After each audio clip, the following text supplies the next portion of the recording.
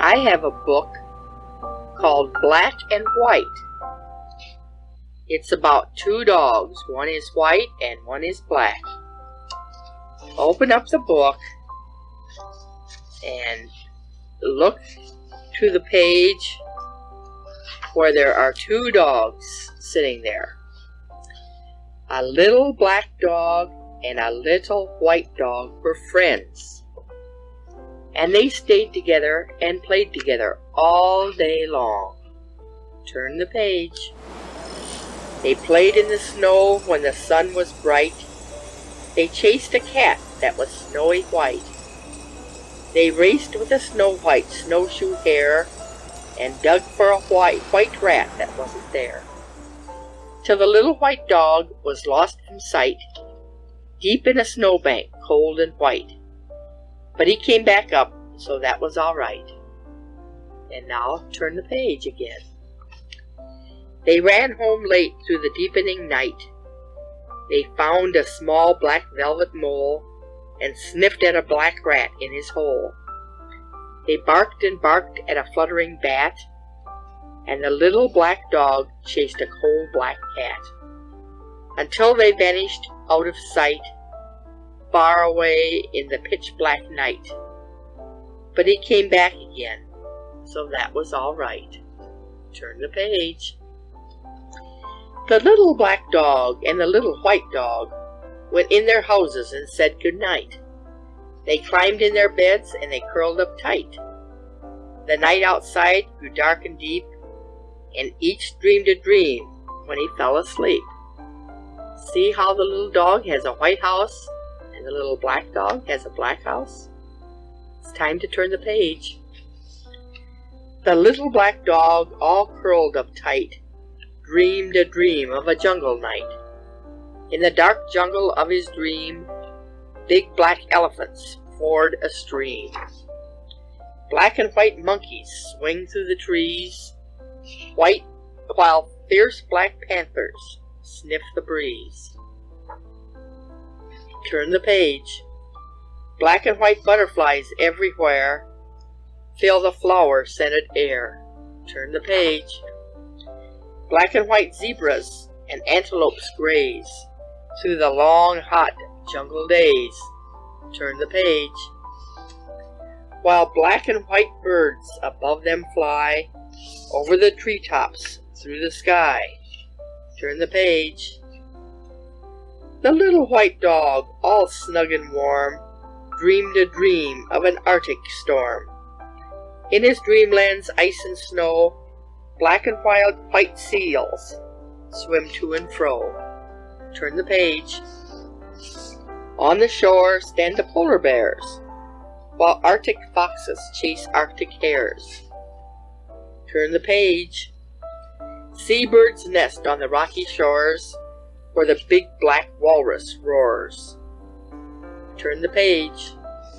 On his dreams see tall ships sail, and a great black whale meets a great white whale. Turn the page. While through the swiftly flowing tide, black and white fishes smoothly glide. Turn the page. The little white dog and the little white dog woke again to a bright new day and ran outside to race and play. Two little puppy dogs, black and white, playing tag in the morning light. And each one told the other his dream of the Arctic storm in the jungle stream, and of all the animals black and white, white as snow, black as night. And that's the story of the two dogs who were friends.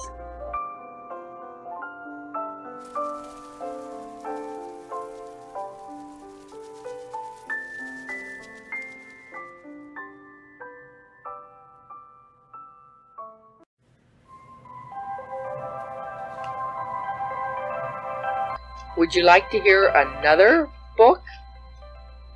I've got a book here called Katie and the Big Snow. It looks like it might be a good book. Should I read it? Okay. I'll start to read it. Turn it to the page where we see a big tractor, a red tractor. Katie was a beautiful red crawler tractor. She was very big and very strong, and she could do a lot of things. Now turn the page. Katie had a bulldozer to push dirt around with. Katie also had a snowplow to plow snow with. See the snowplow? Now turn the page again. Katie belonged to the highway department of the city of Geopolis. The highway department repaired the roads in the summer and kept them clear of snow in the winter, so traffic could run in and out and around the city. And now we turn the page.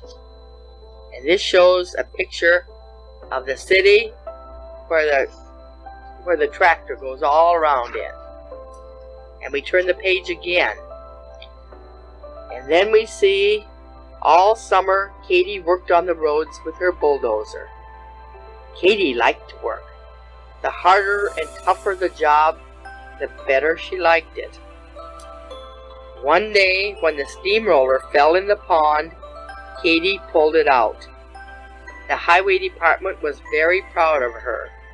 They used to say, "Nothing can stop her." And now it's time to turn the page again. When winter came, they put snowplows on the big trucks and changed Katie's bulldozer for her snowplow. But Katie was so big and strong, she had to stay at home because there was not enough snow for her to plow. And now we turn the page. Then early one morning it started to drizzle. The drizzle turned into rain. The rain turned into snow. By noon it was 4 inches deep. The highway department sent out the truck plows. By afternoon, the snow was 10 inches deep and still coming down. "Looks like a big snow," they said at the highway department, and sent Katie out. And now it's time to turn the page again. A strong wind came up and drifts began to form. 1 foot, 2 foot, 3 feet, 5 feet. The snow reached the first-story windows, the second-story windows, and then it stopped. One by one, the truck snowplows broke down.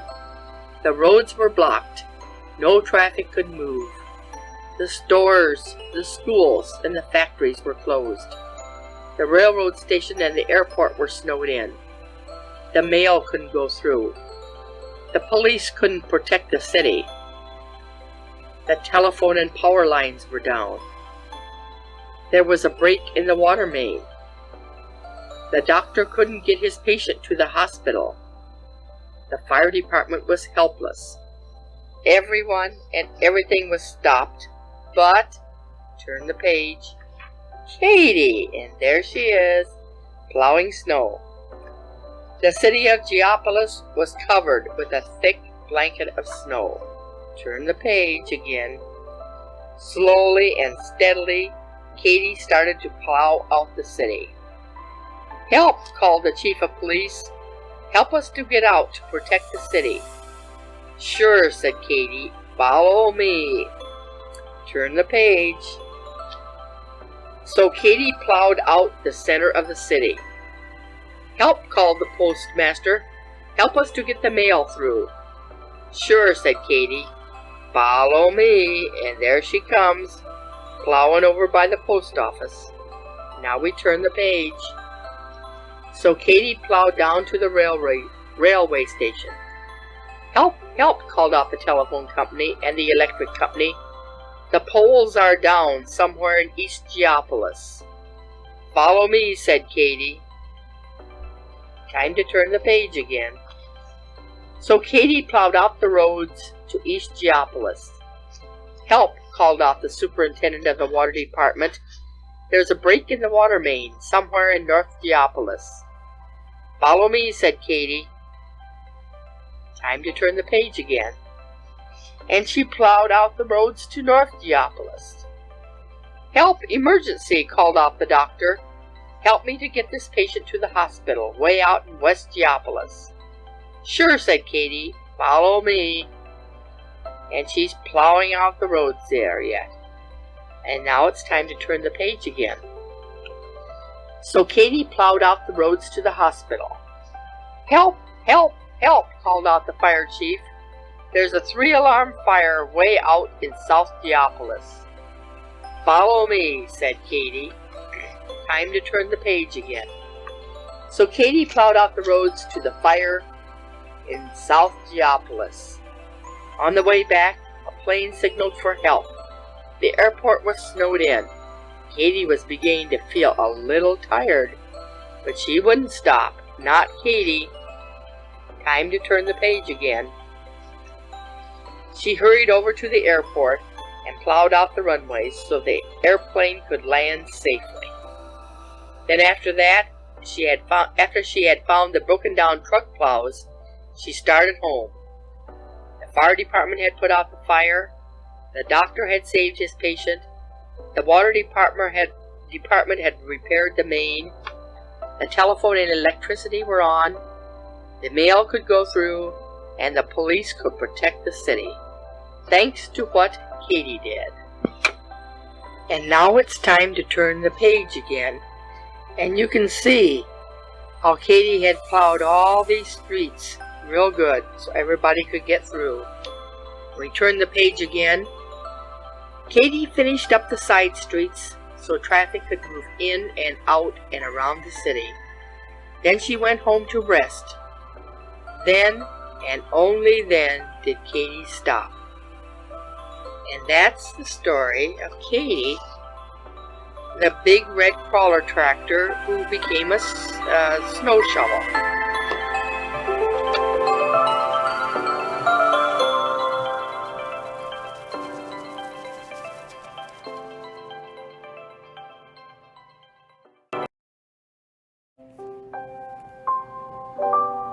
I am going to read you a book, and the name of the book is The First Day of School.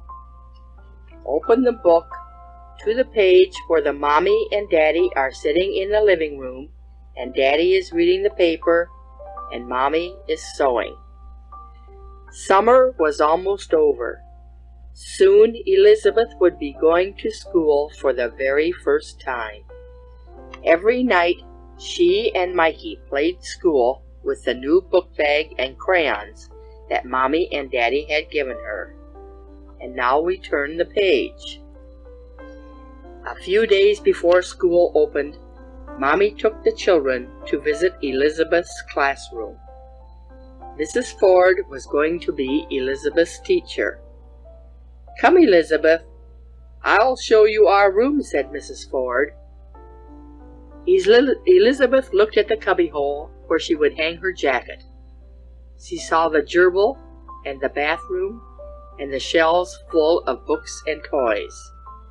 "I like this school," Elizabeth said. Now we turn the page. At last, the very first day of school arrived. Elizabeth woke up very early. She put on her special present from Grandma, a new pink sweater with a bear on the front. She ate her breakfast in a hurry. Then she waited by the door, all ready to go. Mommy is taking an awfully long time, Elizabeth thought. Elizabeth didn't want to be late for school on the first day. And now we turn the page. But they got there right on time. Mommy helped Elizabeth put her things in her cubbyhole. Elizabeth couldn't wait to join the class, but first Mommy and Mikey had to give her a goodbye hug. "Have fun, Elizabeth," said Mommy. "We'll pick you up right after school." Then Mommy and Mikey left. And now we turn the page. Elizabeth looked around the big, busy room. She didn't know any of the children.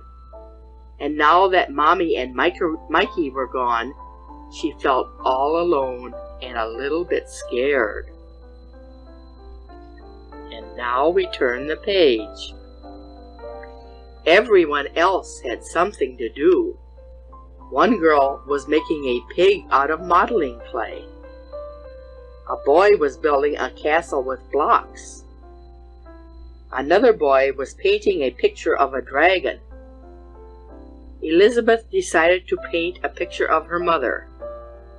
"Is that a picture of you, Elizabeth?" Mrs. Ford asked. "No," said Elizabeth. At cleanup time, a boy splashed paint on her new sweater. "I don't know if I like school very much," Elizabeth thought. And now we turn the page. When Mrs. Ford called the children over to the piano, everyone wanted to sit close to her. There was barely enough room for Elizabeth. She tried to sing, but she felt like crying. Then Mrs. Ford asked everyone to hold hands and make a circle for a game. Elizabeth didn't feel like playing. She wished she could go home instead. And now we turn the page. Elizabeth stood near her cubbyhole.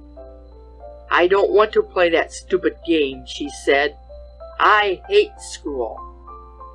She climbed into her cubbyhole to hide, but Elizabeth was too big for the cubbyhole. When she tried to move, she got stuck. "Help!" Elizabeth wailed. A little boy named William was the only one who heard her. He untangled Elizabeth's jacket and helped her climb out. "Phew," says Elizabeth. "Thanks." "Why aren't you playing?" she asked then. "I don't know how to play that game," said William. "Come on," said Elizabeth. "I'll show you." And now we turn the page. Elizabeth took her new friend's hand, tapped the girl on the shoulder, and got into the circle with William. "I'm glad you and William joined us, Elizabeth," said Mrs. Ford. Later, Mrs. Ford let Elizabeth and William hand out cups and crackers at snack time. Afterward, they played Simon Says with everyone. William was Simon. And now it's time to turn the page. "What did you do at school today?" asked Mommy, when she and Mikey came to take Elizabeth home. "Oh, nothing," Elizabeth said, looking over at William. "But I can hardly wait for tomorrow. I like school." And that's the end of that story.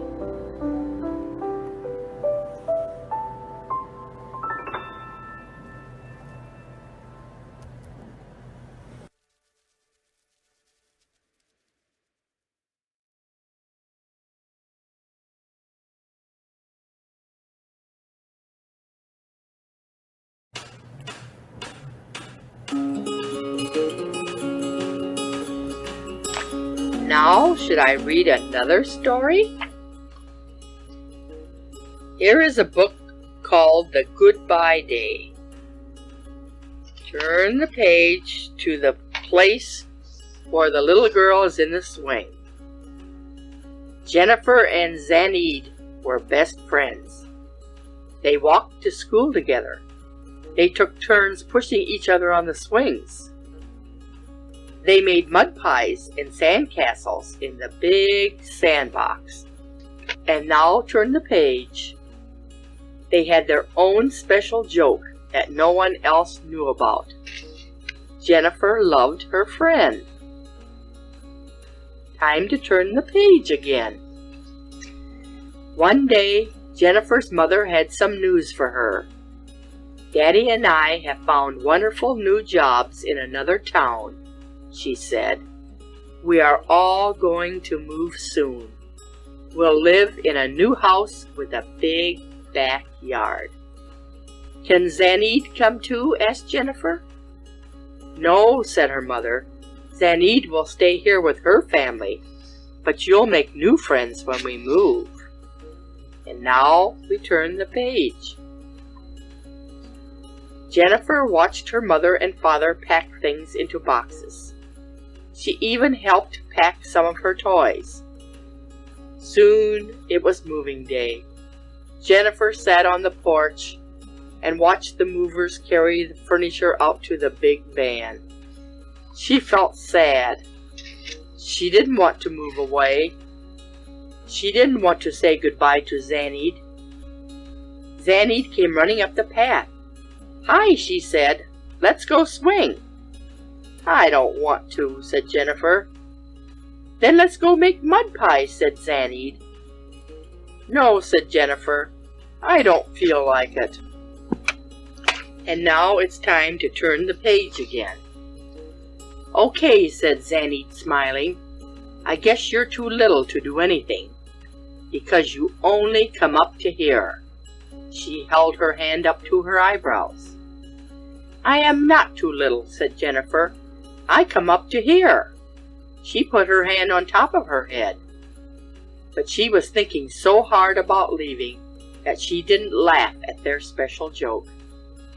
Just then, Jennifer's father called them inside. When they were in the kitchen, he took a coconut out of a bag. "This is for you," he told the girls. Zanid laughed when she saw the coconut. "It's hairy," she said. She laughed even more when Jennifer's father cracked it open with a hammer and the coconut milk dribbled onto the table. Jennifer began to laugh too. Zanid always made things seem funny. And now it's time to turn the page again. Jennifer's father took pictures of the girls as they ate the coconut meat and sipped the milk. "Did you have coconuts where you used to live?" he asked Zanid. "I don't remember," she replied. "It wasn't big enough. I wasn't big enough. I only came up to here." And she put her hand just above the floor. She and Jennifer giggled at their special joke. Jennifer's father took pictures of them laughing together. The movers came into the kitchen.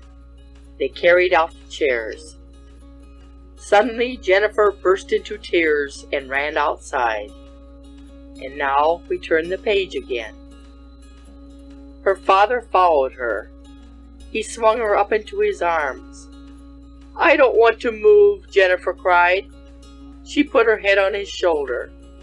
"But Mommy and I told you why we have to leave," he said. "I don't care," said Jennifer. "I don't want to move away from Zanid." And now we turn the page. Jennifer's father took her back inside. Zanid didn't say anything, but her eyes were sad. "Look," said Jennifer's father. "There are pictures of both of you inside this camera. I'll make copies of the pictures for you. Then you can see each other whenever you want to." "But that's not the same as being together," said Jennifer. "I know," said her father. "But the pictures will help you remember how much fun you had together. And you can talk on the telephone and write letters to each other." And now it's time to turn the page again. He knelt down beside them. "Sometimes you'll even be able to visit each other. Then you'll see how much you've each been growing." Zanid grinned. "Maybe next time I see you," she said to Jennifer, "you'll come up to here." She put her hand on top of her head. Jennifer smiled. Their special joke made her feel a little bit better. It's time to turn the page again. "It's time to leave," said Jennifer's father. "We're going to have to say goodbye." Jennifer's eyes filled with tears again. Her father put his arm around her. "Saying goodbye doesn't mean you aren't ever going to say hello again," he said. "Goodbye is sort of a backward hello." And now it's time to turn the page again.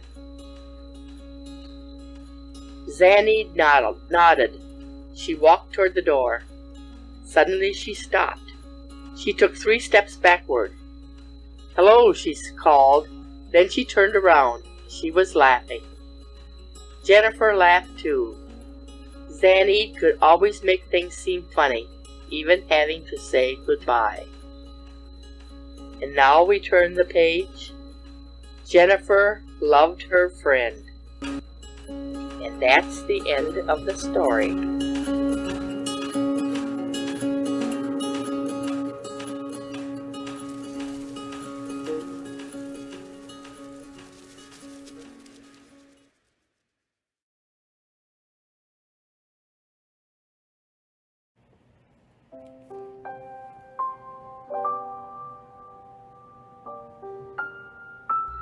Would you like to hear another book?